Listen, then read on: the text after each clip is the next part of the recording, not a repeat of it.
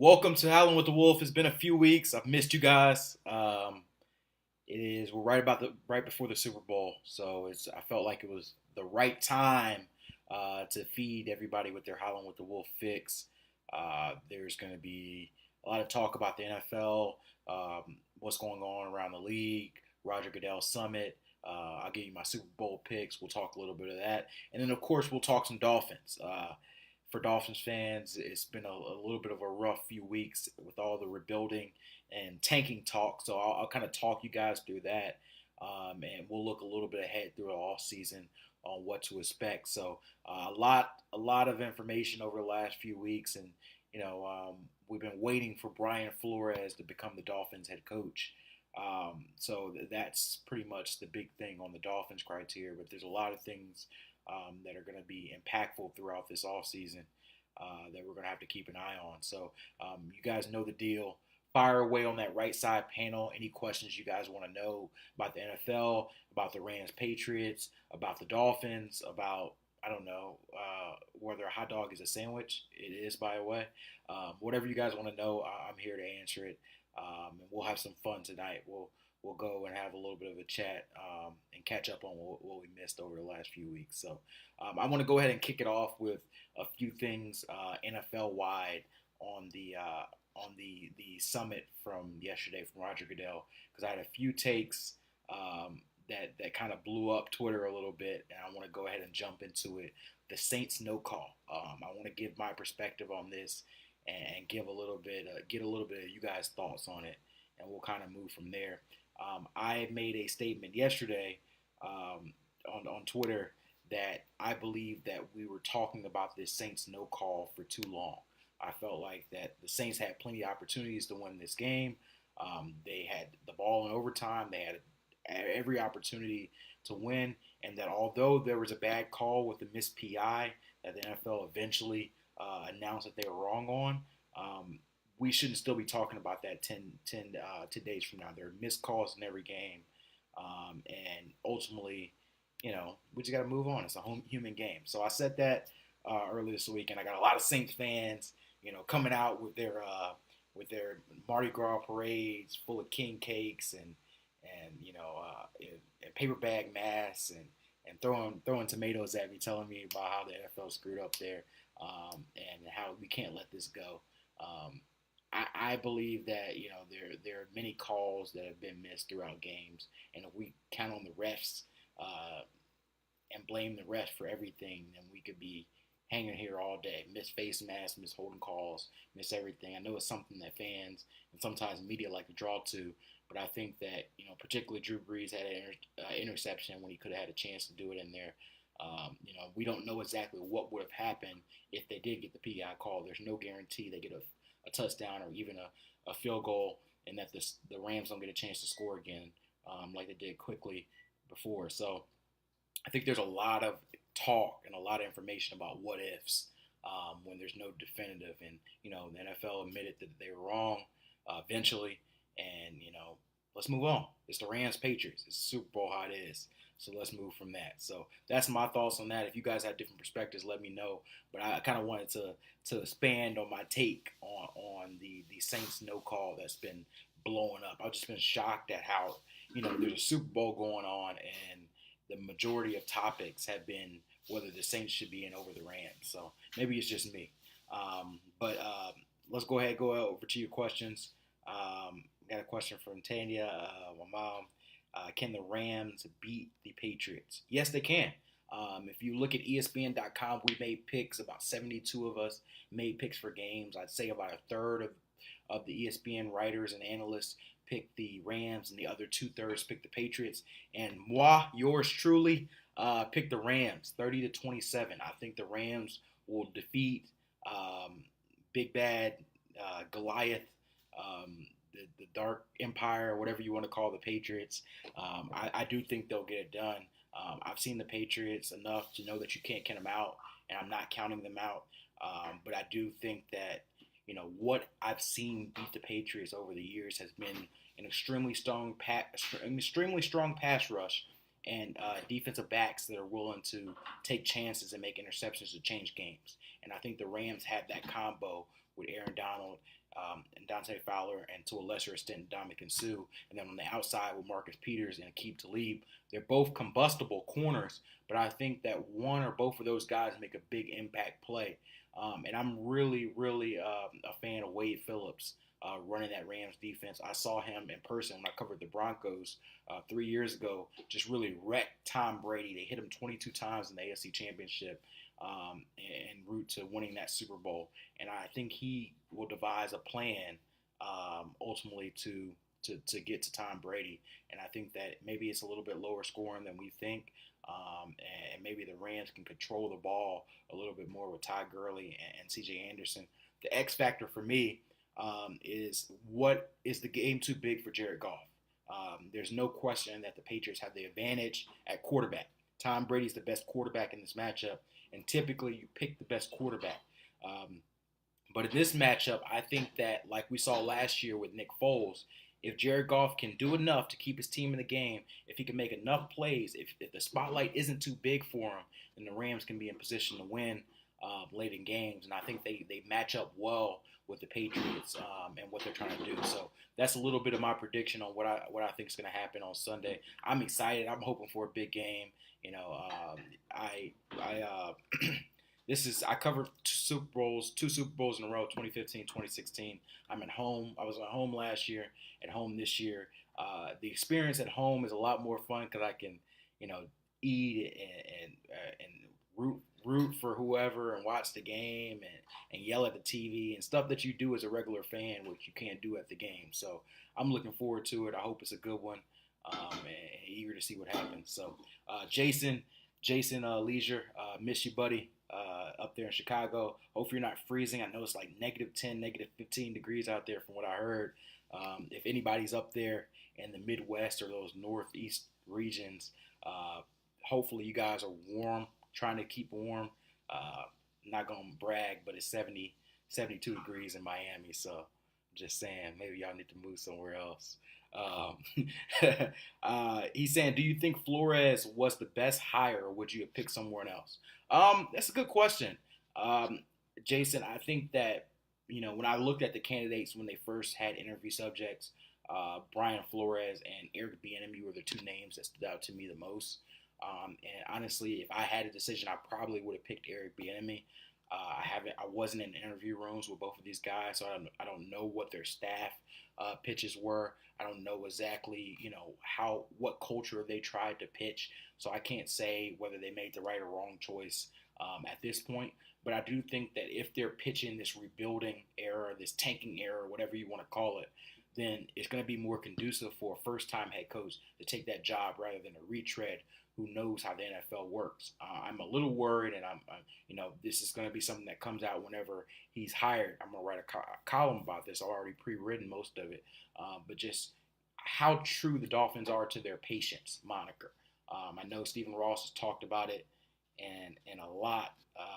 Has talked about it a lot about taking 2, 3, 4 years possibly to get this back up. But I saw Steve Wilkes getting ousted in Arizona, and I really hope that he gets due diligence to figure this thing out. I'm interested to see, and this is one question I'll answer after this, about Chad O'Shea. He's the guy who's expected to be the Dolphins OC. He's going to have a lot of pressure on him. First time OC. He's going to have some support around him. We expect Jim Caldwell to be coming over, being an assistant head coach and quarterback coach. That gives them a former head coach, a former play caller, to help him with the scheme. But there's going to be a lot of pressure on Chad O'Shea to be able to do this in his first time. So it's a lot of inexperience, essentially, with your two top people. So I may have picked Eric Bieniemy particularly because I've seen how these hiring spells go, and when the Dolphins get good again, and the hope is for Dolphins fans they eventually get good again, then somebody's going to come knocking on Chad O'Shea's door and trying to hire him as a head coach, and you have to start over on rebuilding your offense again. And I think that Eric Bieniemy had a lot of those leadership skills that you want in a head coach. So that's just, I know EB a little bit, and I think that he's going to be a really good head coach for somebody in the next year or two. But Brian Flores, from what I've heard, can command a room. He's a great leader. He's relatable. He comes from the Brooklyn Projects. He's a immigrant from Honduran parents. and I think that he's had to fight for everything he's had to get. And I think that his work ethic will be extremely important in a time when the Dolphins are expected to lose and have to build a culture that's not conducive, particularly around success. So I think that he will be good for this franchise. I just hope that he gets the time to see it through. Um, I'm gonna go ahead jump to the questions and jump a little bit quicker. I've been a little long winded, but Zach Durham is saying, is it pretty much a done deal with O'Shea? You never know. Cross your fingers. Josh McDaniels situation last year. You never know what's a fully full deal. But the expectation is Brian Flores will become the head coach. Early next week after the Super Bowl, and he has already started to put together a lot of his staff, and Chad O'Shea is believed to be the offensive coordinator. So, as much certainty as we can say at this point, yes. But I wouldn't be surprised with anything in this league. But based on the hires, they pretty much filled out most of who they want to be position coaches and coordinators. I think that this is a done deal with just about everybody coming to Miami. Let's see. A few more questions. Jason's fired off these questions. I'm gonna go ahead and fire some of these answers. And if you guys want to know anything else, go ahead, ask away. And then I'm gonna jump a little bit into the Dolphins offseason. Some of the offseason questions. I'm gonna give you 3 offseason questions that I think may define ultimately the direction of the Dolphins' path. But I should have picked the Saints. No, I don't pick. If I would have picked the Saints, then I would have been picking a loser because they're not here. They got eliminated. You missed my rant in the first 2 minutes. But do you think Sue needs a ring to solidify the Hall of Fame, or is he already in? I think Sue's going to be an interesting question. I think one element of Sue that I'm intrigued to see is that we've seen over the last 5 years how Hall of Fame voters have it believe that the off-field impact of players has an impact on their voting. Terrell Owens inexplicably took 2 years to get elected to the Hall of Fame, 2 more years than should have to get elected to the Hall of Fame. Probably because of what his antics were off the field, his relationships through the media, and maybe some of his interactions towards his own teammates, and not the fact that he was a top 5 receiver of all time. So Ndamukong Suh, who has an even more borderline case than Terrell Owens, is going to have some issues with some of his, questionable on-the-field decisions. He's been suspended before. He's been regarded as a dirty player. And ultimately, he, at this portion of his career, he's not a big sack guy. And a lot of times numbers drive these arguments. So I honestly think that Ndamukong Suh may have a little bit of way to go before he's a Hall of Famer, Jason. I think he may need another quality 2, 3, maybe 4 years, maybe add another 25 sacks to his resume before he feels comfortable, truly being a Hall of Famer, just the way that the game is set up and the Hall of Fame is set up at this point. And by the way, I'm going to go ahead and give you guys my Hall of Fame predictions towards the end of this soiree that we're doing. I don't have a Hall of Fame vote, unfortunately. I don't have enough tenure yet. Armando Salguero has the Hall of Fame vote for Miami. But I'll give you guys my prediction there. And let's see. Oh, you're super warm in Buffalo, Jason, I guess. Yeah. Let's see. Jack said there's going to be a lot of growing pains here. Nick says Sue won't get a ring, so whatever. There's a lot of salt about Ndamukong Suh. And I understand. I get it. Dolphins fans, you don't want to see anybody succeed. That used to play here, particularly because of how it ended. But I think it's a new tenure. I don't think there should be that much Ndamukong Suh hate going on. So Zach says the rule of not announcing the head coach while still in the playoffs is kind of pointless. Everybody and their mama knows Zach Taylor and Flores. No, I think you're right. I think the issue becomes how much attention does that take away from it? How can you essentially run a franchise with the Dolphins while still being a defense coordinator with another? So I think that was the reason why they're doing it this way, and I understand it, but there probably does need to be some tweaks, particularly after the Josh McDaniels situation. Is I think they want the focus to be on 2018 before it moves to 2019. So if you name Brian Flores the head coach of the Dolphins, he ultimately is gonna. You can't avoid the fact that you're now the CEO of another franchise while being a mercenary for the franchise you're currently a part of, and that's hard to overcome. And I think they're trying to avoid that. But there doesn't need to be some circumvention of how to deal with that. Um, And Haddon Gross says, any chance that the Dolphins don't draft a quarterback this year and they wait till next year? Good segue. I've been trying, I guess, for 5 minutes to go into the Dolphins offseason plans. But quarterback, quarterback, quarterback. That's number one question on my Dolphins offseason plan list. Who is the Dolphins starting quarterback in 2019? And do they get their franchise quarterback this offseason? That's sort of a two-part question. Our Adam Schefter reported about 2 or 3 weeks ago that they were already eyeing quarterbacks in the 2020 draft and hoping to get a high pick in that draft. And that brought out the big T word, tanking, tanking. If you read other outlets, hopefully you just read ESPN. But I understand you guys need to get content everywhere. But the Miami Herald put out some articles over the last week about tanking and essentially getting information from the organization that was quote unquote the plan, which is pretty bold, for the organization to essentially put out information that, hey, we're going to tank, because like I've written about this in previous weeks. There are dangers in tanking, and you alienate a lot of your team currently, and it's tough to build a culture around losing. They're going to try to do it, but I think there are a lot of risks. Particularly on the ground team level with Brian Flores and how he builds his team as a first-time head coach, then maybe he's understood. So I'm interested to see how all in they are with that plan, how visible and obvious it is. Do we have Jake Rudock and Luke Falk and Brock Osweiler starting at quarterback? If that's the plan, then yeah, this is a tanking and they're not hiding it. But yeah, I think there's a very real chance that they say, hey, we're going to punt on the 2019 quarterback draft and go into 2020 and aim for a Tua Tagovailoa. I think that's the best shot I can give it. Or a Justin Herbert, or even wait to 2021 and get a Trevor Lawrence. Hopefully they do something that make this team relatively entertaining in 2019 because some of us have to cover it. And I want to see at least a halfway entertaining team just for my personal preferences, but they don't care about me anyway, so they probably will ignore me. But yeah, I think that you look at this quarterback draft, it's going to revolve around Dwayne Haskins, Kyler Murray, and a lot of question marks. Depending on how you feel about Daniel Jones and how you feel about Drew Lock, how you feel about Will Greer. To me, a lot of those quarterbacks are second, third round quarterbacks.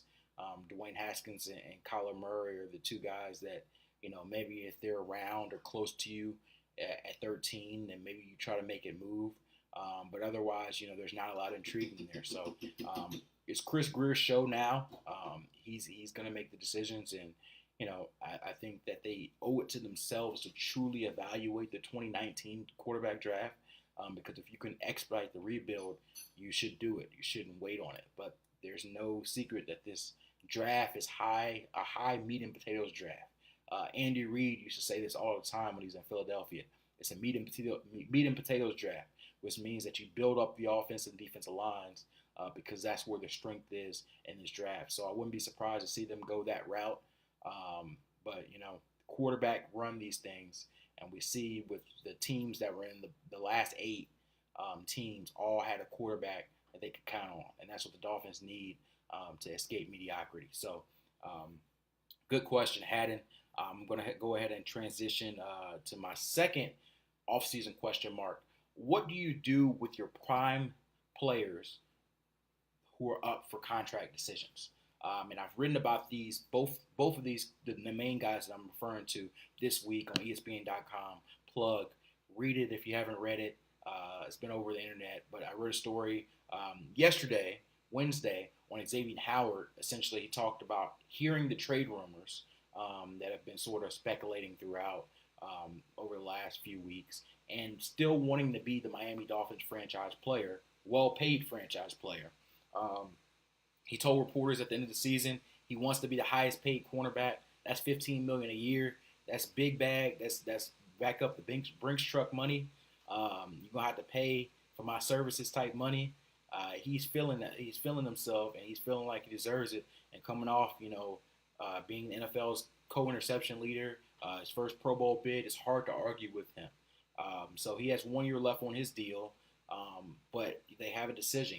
If you're rebuilding, if you feel like you're 2 or 3 years away, what do you do? Your three options are A, giving him the money he wants, backing up the Brinks truck, getting him 15, 14, 15 million a year, and making him a core piece to build around. You wait and say, hey, we're going to take it 1 more year. And we're going to try our chances right before free agency and hope we get him and risk him walking away for nothing.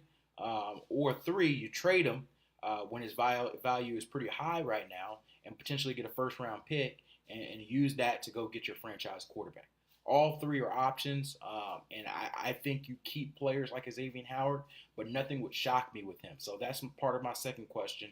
And the other guy I wrote about this week, and I think actually that was earlier Monday, I wrote about Jawan James, who is going to be looking for big bag money as well. I'm talking Ricky Wagner money, Detroit Lions right tackle Ricky Wagner money, which is 5 years, $47.5 million, and that's a lot of money for a player who some people think was inconsistent or iffy at best at right tackle. But this offensive line market is crazy, and we've seen lesser players get paid more money. So I think that he's gonna ball out. He's gonna get his paycheck. Jawan James is getting paid, and now the Dolphins have to decide: hey, is my right tackle, my steady right tackle, a pillar of our future? Are we willing to give him $9-10 million a year to be the fixture? And if we don't, now that opens up another hole that has to be filled. That's difficult to fill. So they're gonna have another question with Laramie Tunsil in about a year or two. And yeah, there's a lot of core pieces here. And then you're going to have other players who may not want to be around for a rebuild. And you're going to have to decide, what do you do with them? What do you do with veterans like Rashad Jones and Kiko Alonso and guys like that who have been, a part of this core team, but have, sizable salaries and may not want to be around for a 2-14 and 3-13 team. So that's question number 2 for me. And I'm eager to see exactly how they approach that. And number 3, exactly what is this culture that Brian Flores is trying to build? And I think that goes into your question, Jared Cador. He's asking, essentially, is it smart to invest in so many Patriot coaches?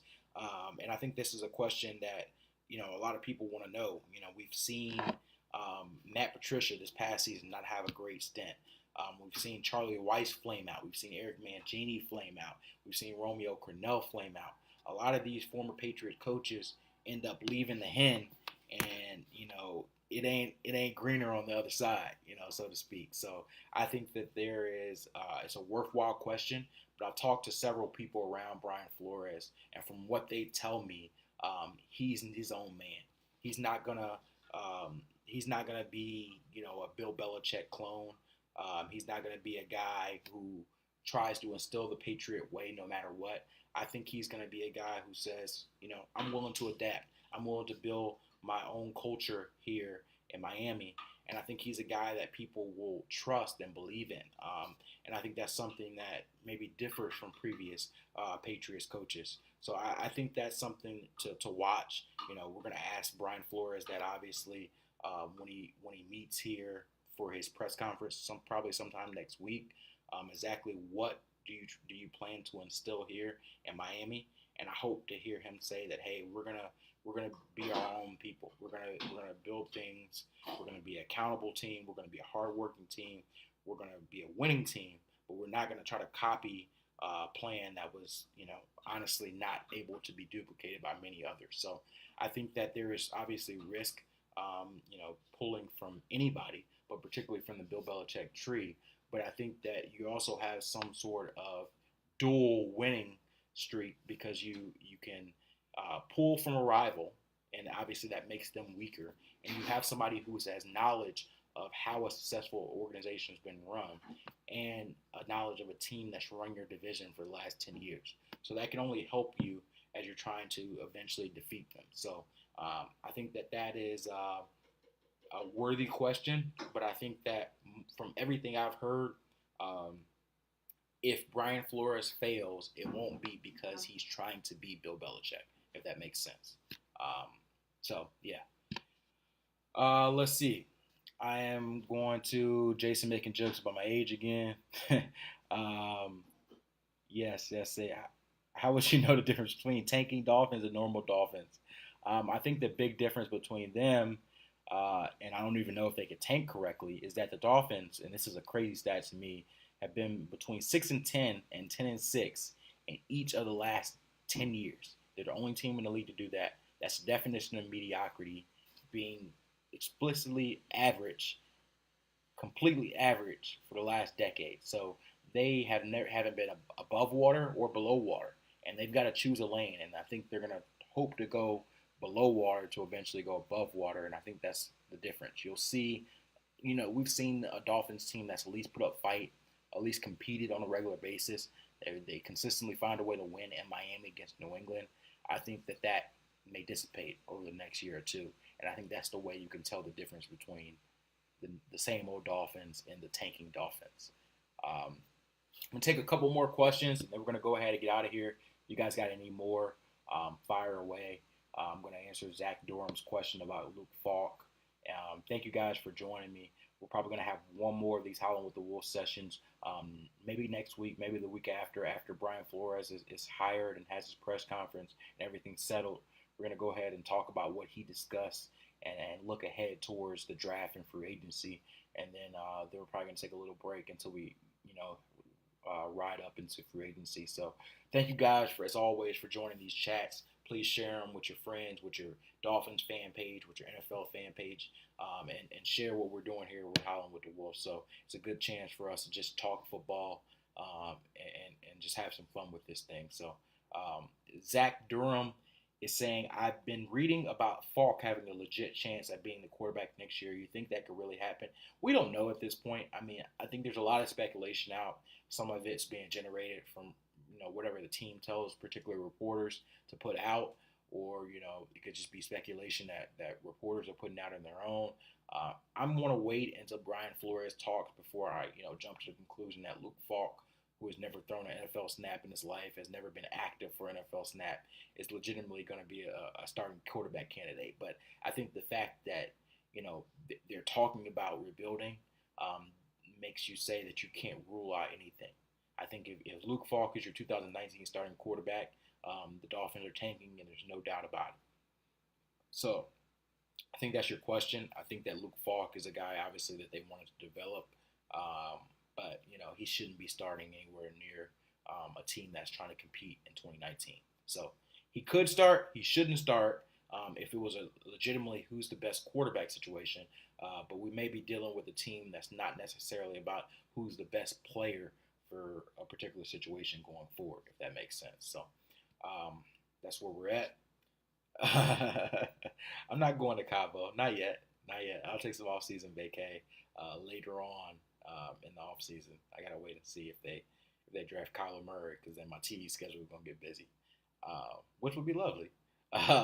But yeah, I think that's about it for me, guys. Thank you guys for joining. Good chat, and we will talk in the future. We'll see if Sue gets a ring.